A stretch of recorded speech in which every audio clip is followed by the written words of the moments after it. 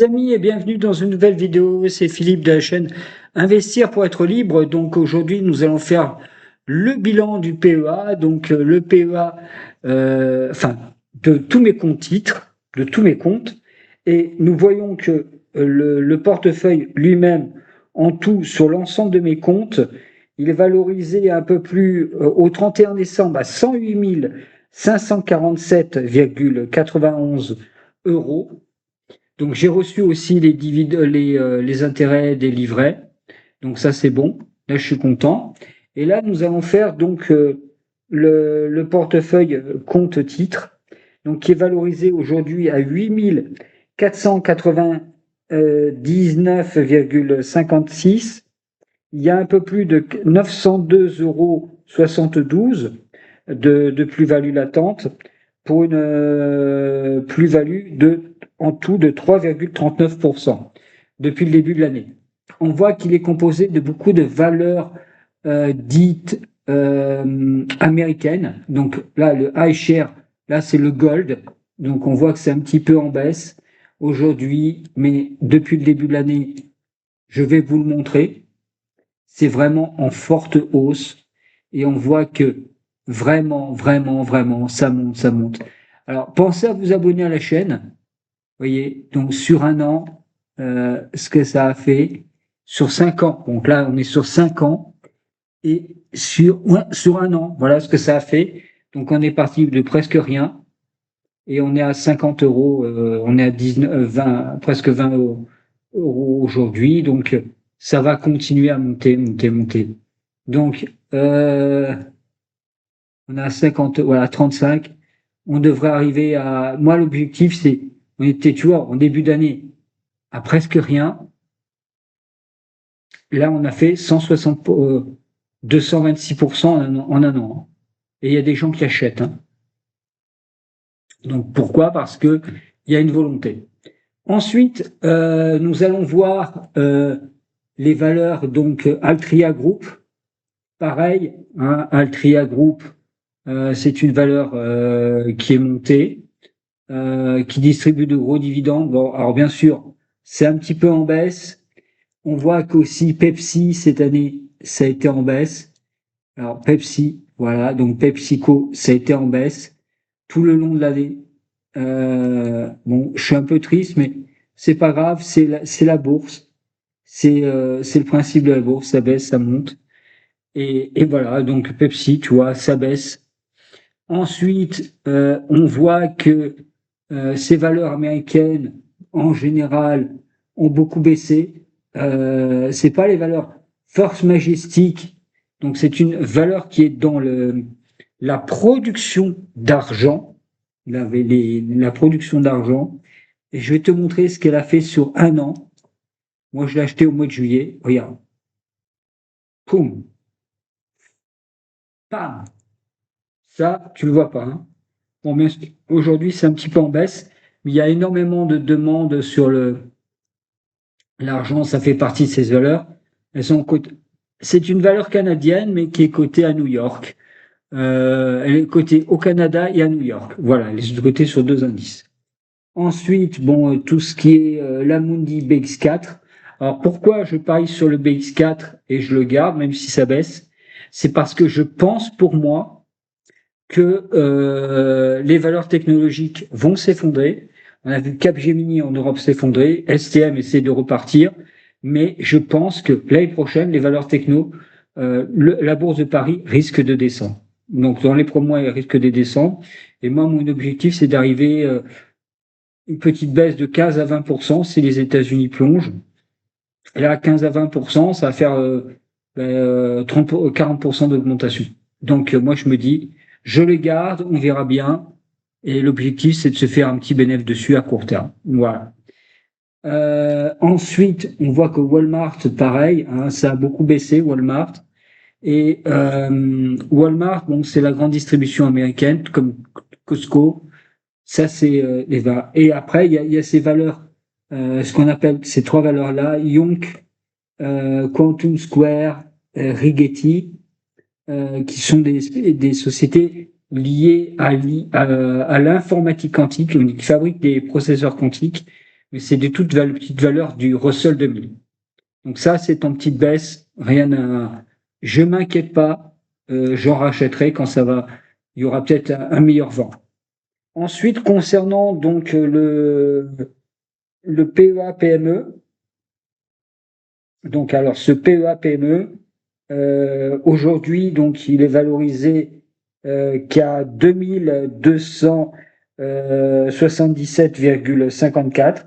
Il reste 10,93 € et je perds cette année moins 33,13%. 13 €, voilà, moins 33,13 € et je suis en perte depuis le début de l'année de 21,80%. Donc là, qu'est-ce que j'ai racheté? Il n'y a plus que du Villa 38, ça c'est de l'investissement sur l'immobilier, hein, c'est l'investissement sur l'immobilier. On investit, c'est un programme immobilier, j'investis dessus. Donc ABC Arbitrage, pareil. Donc ça c'est les valeurs que j'ai. ABC Arbitrage, Coface. Alors Wallis Group, moi j'en fais un pari que c'est une société informatique qui va être rachetée. Moi j'en suis presque persuadé. Et on voit que Wallis Group, sur un an, alors attends, pourquoi ça se met pas sur un an? Voilà. Donc Wallis Group, moi je pense qu'elle va être rachetée. Elle va être convoitée par des sociétés américaines et elle va être rachetée. Voilà. Donc ça c'est ces valeurs-là. Et ensuite alors pourquoi DBV Technologies? C'est une société spécialisée dans la biotechnologie, notamment pour les cancers. Et sur un an, bon, on voit quand même qu'elle a fait un peu plus de, bon, je vais te donner le chiffre, un peu plus de 200, exactement plus de 435%. C'est-à-dire, elle a été multipliée par x4. 4,33%, exactement, 4,33 fois. Donc ça, c'est important de les avoir. Et on verra l'année prochaine. Normalement, elle devrait monter. Et après, donc, ma plus grosse position, qui se trouve être le PEA classique. Donc, sur le PEA, aujourd'hui, donc, on est à un peu plus de 47 826,92. Il reste 4,62 €. Donc ça, c'est ce qu'on a investi depuis le début de l'année. Et on voit que cette progression, depuis le début de l'année, est de plus 13,11%. Donc moi, je suis content de moi. Et on voit qu'il y a des valeurs comme Total, bon, Air Liquide, c'est en petite baisse là parce que ce vendredi, le 31 décembre, il y a les gens qui font la fête, ils revendent. Et là, j'ai gardé, donc ici, comme je vous ai dit, là, je parie sur la baisse des valeurs américaines l'année prochaine pour acheter encore plus bas. Je pense que pour moi, les valeurs américaines vont se casser la gueule. Donc ça, c'est mon opinion personnelle et ça va tomber. Parce qu'il y a de trop grosses valorisations et c'est trop élevé. Ensuite, nous allons passer donc sur quelque chose d'un peu plus simple, qui est le CTO de Bourse Fortuneo, qui est valorisé à 6096,73. Je suis en perte de 257,51%. Et tu vois qu'il n'y a que des valeurs américaines.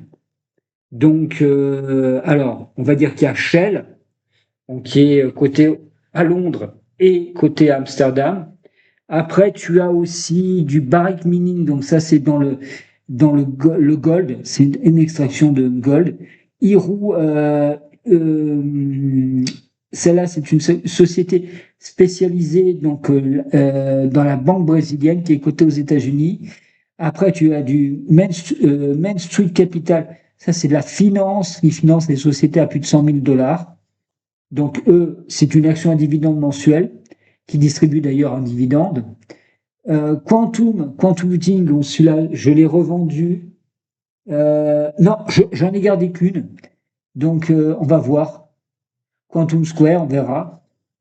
Après, Realty Income.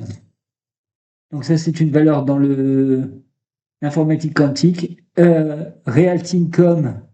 Donc, ça, c'est la valeur foncière américaine. Ensuite, Sabine Royalties. Donc, ça, c'est pour le transport de pétrole aux États-Unis. Stag Industrial, donc c'est le locaux industriel américain. Donc, ils ont du Walmart, ils ont du tout. Du Stellus Capital, c'est une société qui finance des sociétés. C'est l'équivalence de Main Street, mais en beaucoup plus petit, qui est coté dans le Russell 2000. Après, Soligen, ça, c'est une société spécialisée dans l'informatique. Alors, elle monte, elle descend. Celle-là, je devrais la garder. Et Uranium Energy, c'est dans la production d'uranium. Donc, on voit que c'est baissier, mais à terme, comme c'est coté en dollars et en euros, ça baisse. Ensuite, donc le dernier titre, donc ça c'était le Crédit Agricole, mais bon, ça a beaucoup baissé et je dirais que là, je ne suis pas vraiment en positif. Alors, sur l'année, on va voir un petit peu ce que ça a fait, les marchés financiers sur l'année. Alors, les positions des marchés. On va voir d'abord sur l'Europe. Normalement, ça devrait fermer. Donc, le DAX, il est en hausse, il est à 24 490,41. Normalement, ça clôture là. Hein, c'est clôturé. Alors, on tourne. Et sur l'année, donc yield, il a fait plus de 22,30%. Il faut savoir qu'en Allemagne, les dividendes sont réinvestis. Après, sur le FTSE. Alors, très important, le FTSE, il est à 9 931,38 à l'heure de l'ouverture. Et sur l'année, il a quand même fait plus de 20,23%. Le CAC 40 national, lui, il vient de clôturer à 8127,58. Donc, il a fait sur l'année que 9,92%. Bon, il n'aura pas fait les 10%, tant pis. C'est pas grave. On va voir l'IBEX 35, la Bourse de Madrid. Alors, la Bourse de Madrid, ça a clôturé à 17 305,80. Et on va voir que sur l'année, ils ont fait 48,21%. C'est la bourse qui a le plus monté dans le monde. L'Eurostock 50, lui, il est à 5 783,68. Pense à rester abonné et à regarder la vidéo jusqu'au bout parce qu'elle va être très très longue. Et sur l'année, il a fait plus de 17 et quelques pourcents.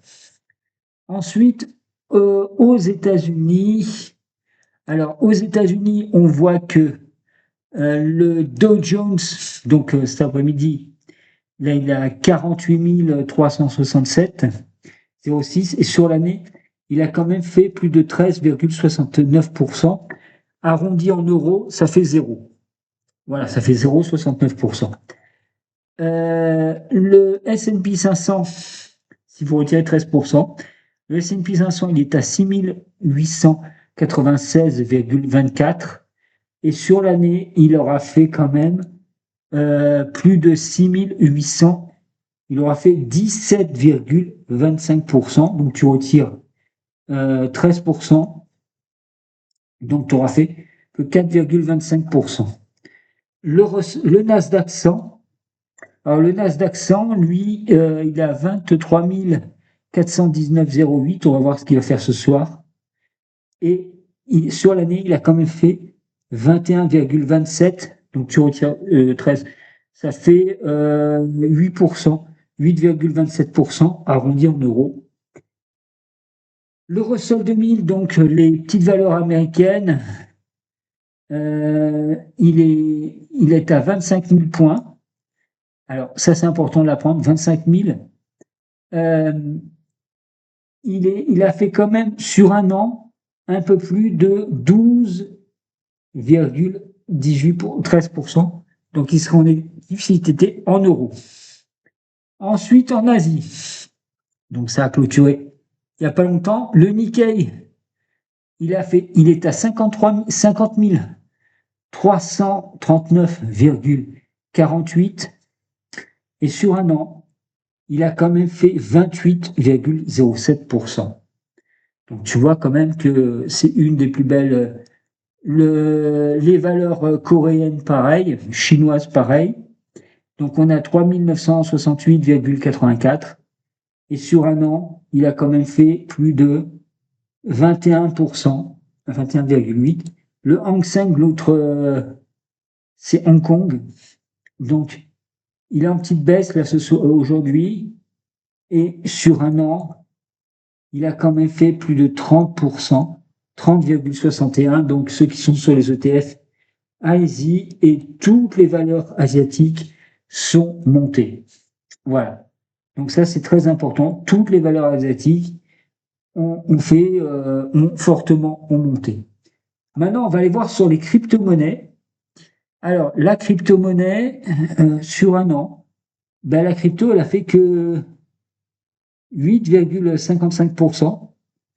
Attends, alors la crypto, donc le Bitcoin, là, il est en petite hausse à 75 498. On a vu qu'il y a une petite baisse sur un mois, tu vas voir. Là, il a eu la petite baisse à 25. Voilà, il est descendu à un moment à 72 000 $. Et tu vas voir que sur l'année, Yield, il est en négatif de 16,37%. Donc ceux qui ont investi sur les bitcoins plus en dollars, ils ont perdu de l'argent. Sur les autres crypto-monnaies, c'est pareil. Donc on voit que l'Ethereum, bien sûr, est en baisse. Et sur un an, c'est en baisse de plus de